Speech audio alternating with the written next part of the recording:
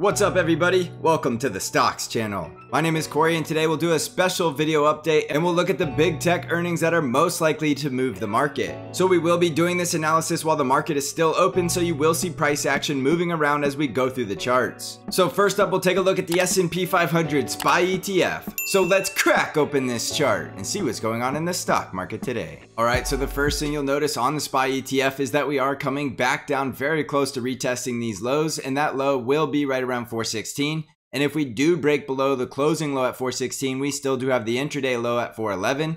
And if we start breaking below these levels, we will very likely see full-blown capitulation and very high volume selling, as a lot of stop losses are taken out below these support levels, and we could see a mass liquidation event. And then we're expecting to see a very strong bounce in the market. Now don't forget, there's nothing that says we have to break below these lows, so I don't want to give the false image that we have to go lower and we have to break down through support. While it is a possibility, especially if big tech earnings don't go well, we can't just assume that we are going to break down through those levels, but we do need to be prepared for what's going to happen to the price action if we do lose support. So in the event we break down through support, you're looking for very high volume selling as people are forced liquidated out of their positions as their stop losses are triggered, and then we could go down there to close the gap at SPY 400. Now you'll notice today we did gap down and we haven't yet filled that gap, so we still do have upside to about 425.44 before we fill the gap from this morning's gap down, and we are bouncing off of this support level right around 420.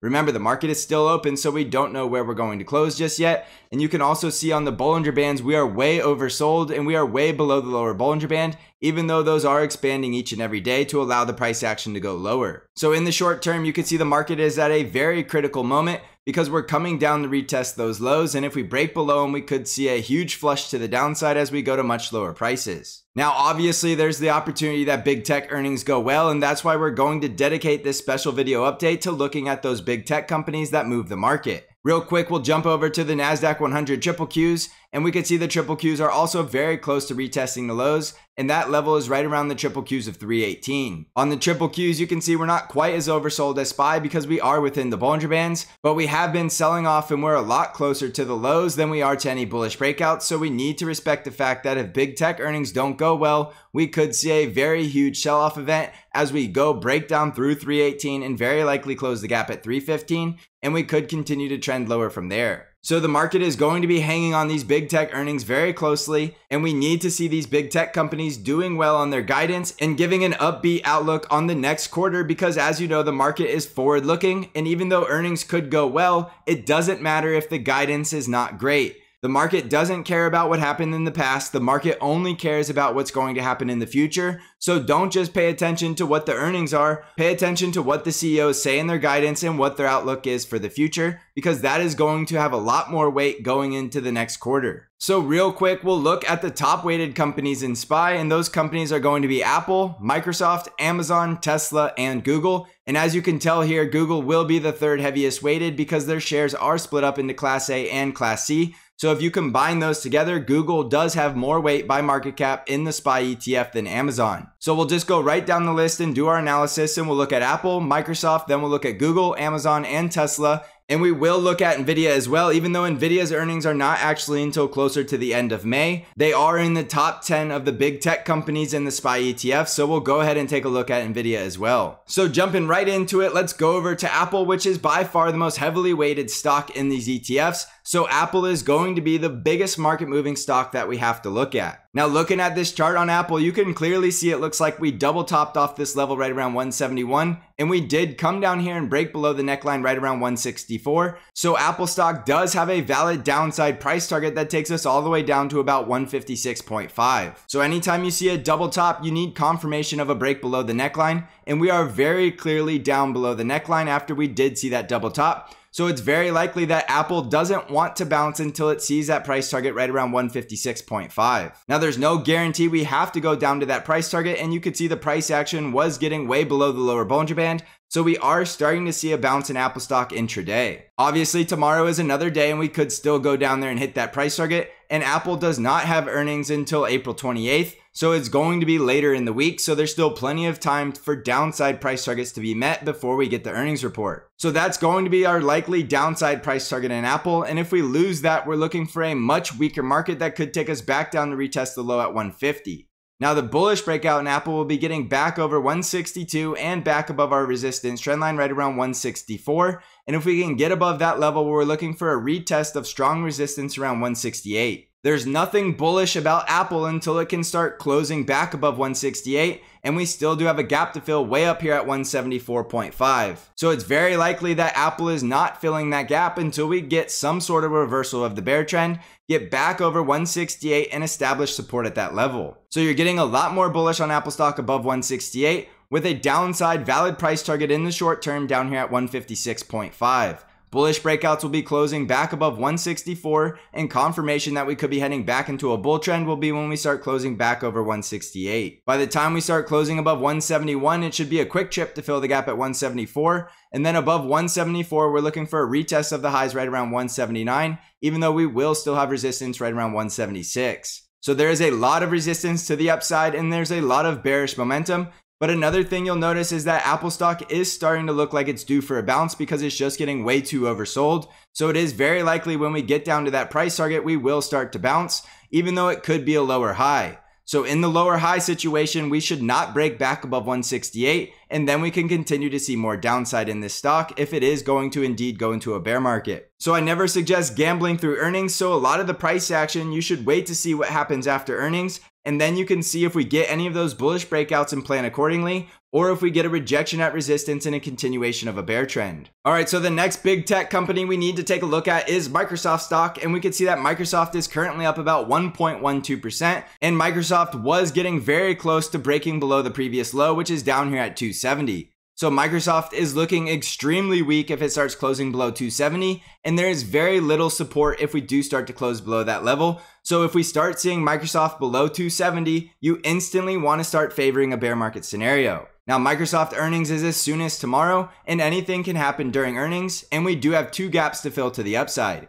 We have a gap all the way up here at 296 and a gap right around 310. So it's very likely that even in a bear market scenario, we need to bounce up here and test one of these gap closes as resistance. And then if we see rejection, we could continue to the downside. Now, if we start to get a bullish breakout in Microsoft stock, the first thing we want to see is Microsoft breaking back over the 50 EMA. And as you can tell, looking at the moving averages, we do have a bear trend. So if we do come up here to close this gap and get rejected around this 50 EMA, which is negatively sloping, that will be a very bearish rejection at resistance, which means we're more than likely seeing Microsoft going much lower. So watch for a strong rejection around that 50 EMA to tell us that we could be going much lower, and we could be getting a lot more bullish if we start closing back over 296 and 300, and above 300 we should go up there to close that gap at 310, and above that we will look like we have the bullish breakout back above our resistance trend line. So just to recap, if we see Microsoft closing below 270, you are looking for a full-blown bear market, even though we could go up here for a counter trend bounce to close one of these gaps before getting rejected and then coming down to break below 270.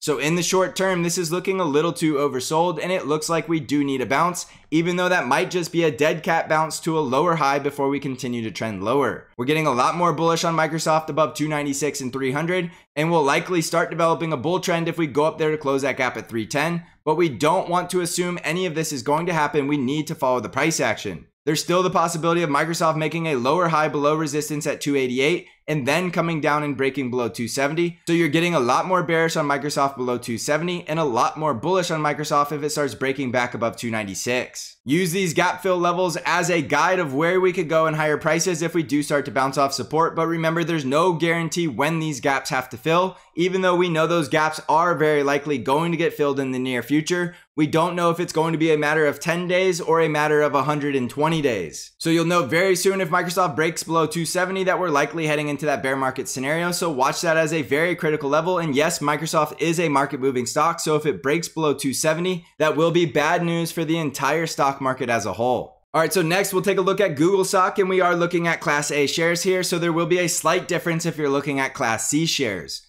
Now on Google stock, we do have two gaps to fill to the upside, and those gaps are at 26.59 and 28.07. So just like Microsoft stock, we are in the bear trend. We're down here at very critical support levels that if we do break below, we're likely going to see the bear market. So on Google stock, the level to pay attention to for the bear market scenario would be starting to close below 23.92. Below that, we have very little support and will likely go to much lower prices. and we're getting a lot more bullish if we can get back over the 50 EMA, which is going to be right around 26.67. So if we can go up here and fill this gap and continue to break out, that will be bullish. But if we go up there and fill that gap and get rejected and start trending back lower, we will be looking for the possibility that we break down through this critical support.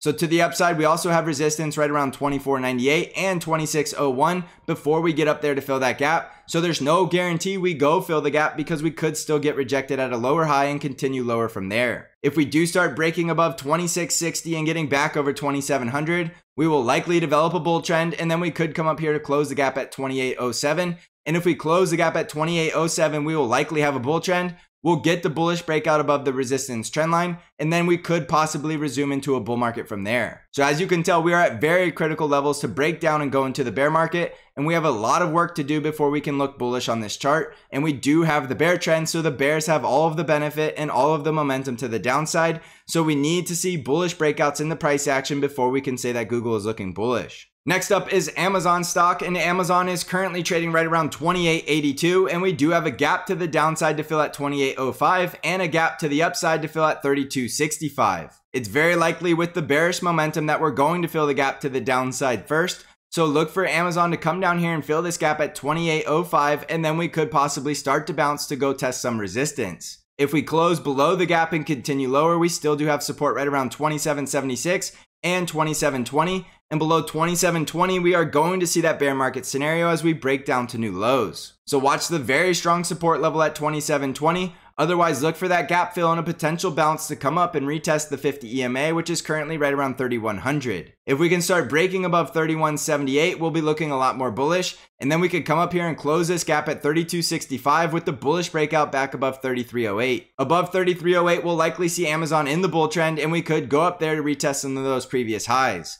However, we cannot get bullish until we start closing at least back above 3100, and then the next bullish breakout will be back above 3178. On the way higher, we'll still have resistance right around 28.89 and 3010, so watch those resistance levels as well. And as you can tell, we do have a lot of bearish momentum, and we're very close to having the bear trend. So Amazon earnings will be very important to see if we can get any bullish breakouts to the upside. Otherwise, you're looking for very risk off below 2720. Next, we'll look at Tesla stock, which already did report earnings. And if you looked at Tesla's earnings, you know that they had a great quarter and they had decent guidance. And that is why Tesla did not break down through any critical support after earnings. So there's 3 critical support levels I want you to watch on Tesla stock. And that's going to be 975, 937, and 900. As long as we're above these 3 support levels, we are likely putting in a higher low before we continue to trend higher.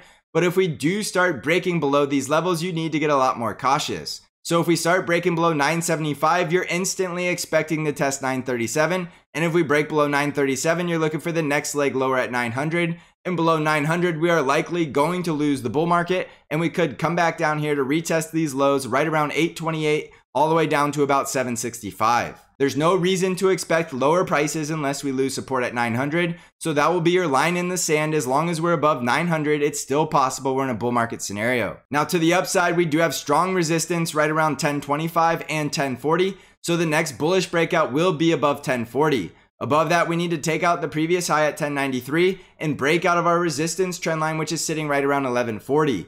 Above 1140, we should make a brand new all-time high in Tesla stock. So that will be the bullish breakout confirmation of Tesla breaking out above 1140 to go back to a brand new all-time high, or at least retest the previous all-time high right around 1244. So if anything, Tesla is telling us that it's not all bad news out there because they did have a great earnings report, and so far they're holding up above critical support. So that might be possible that those other big tech companies that are very near critical support also have decent earnings with decent guidance and don't actually break down into the bear market scenario. Obviously, we need to watch the price action after earnings, but Tesla is leading the way with a positive upbeat guidance. And then finally, we'll take a look at Nvidia stock, which does not have earnings until May 25th, so that will be a ways out. But we can also see that Nvidia is at very critical support, sitting down here right around 190. And if we lose this support level, we will see the bear market scenario in this stock. So right now, the most bullish scenario would be bouncing off 190 and starting to trend higher to close the gap at 230 and getting back over the 50 EMA, which is sitting right around 239. Above the 50 EMA, we need to break above resistance at 244 and fully close this gap that's still open at 258. And then we'll be getting the bullish breakout above our resistance trend line, which will be sitting right around 272. Above that, we'll likely have the bull trend and we could start back higher into the low 300s. So the most bullish breakout on Nvidia stock will be getting back above the 270s. Now, in the event that we get rejected before we close the gap at 230, you're looking for strong resistance right around 210 to 223. And as you can tell, 223 has given this stock a lot of trouble in the short term. So another rejection at 223 would be very bearish. But essentially any rejection below the 50 EMA is still going to be a lower high that could send us into a bear market. So we're in a confirmed bear market on Nvidia stock when we break below 190, and we're getting a lot more bullish if we can start getting above 244 and right around 272. As you can tell, Nvidia stock does have the bear trend, so the bears have all of the benefit and all of the momentum. So there's still going to be a very rough time blasting through resistance when there's a lot of people selling and shorting at those levels. So watch those critical resistance levels all the way back up to 244 because there's no guarantee that we have to go fill those gaps in any amount of time. So you still need to respect the resistance on the way up there to fill those gaps. So jumping back over to the S&P 500, you can see intraday here, we are still continuing to bounce and there is going to be the possibility we fill this gap before the day is over. So that will be relatively bullish, but don't forget it could still just be a dead cat bounce because we were getting way too overextended to the downside. And there's still the possibility if the big tech earnings don't go well that we slice right down through this previous low and get full-blown capitulation. Now the good news for the bulls is that Tesla did have a very positive quarter and they did give upbeat guidance, so that could be foreshadowing that the other big tech companies are doing just fine as well. Remember that volatility works in both directions, so if big tech earnings go well, we should expect to see a very volatile increase in price as we bounce with a very impulsive fashion. If big tech earnings go horrible, obviously that will be the catalyst that sends us into a bear market because we know these companies are market movers and they have the most weight by market cap in these ETFs. So all eyes will be on big tech earnings, and make sure you're not taking on too much risk in either direction going into big tech earnings, because if those earnings go well, we will see a huge short covering rally and a strong bounce. And if those earnings are absolutely horrible, we will see a huge waterfall wave of selling to the downside.